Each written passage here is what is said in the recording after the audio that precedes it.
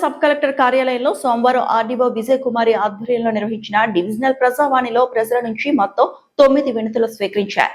వ్యవసాయ భూములకు సాగునీటి సరఫరా, పట్టాదారు పాస్బుక్ లో పేర్ల సవరణ, ఉపాధి కల్పన, అక్రమ నిర్మాణాల నివారణ, ప్రభుత్వ ఆసుపత్రిలో క్యాన్సర్ చికిత్సకు సంబంధించిన ప్రతిపాదనలపై ఫిర్యాదులు, ప్లాస్టిక్ వ్యర్థాల శుద్ధి కోసం ఏర్పాటు, చెత్త సేకరణలో ఫీజుల వసూళ్లపై ఆరోపణలు, ప్రభుత్వ వసతి గృహాల్లో సౌకర్యాల కల్పన, తనిఖీల నిర్వహణ వంటి అంశాలపై ప్రజలు వినతి పత్రాలు సమర్పించారు.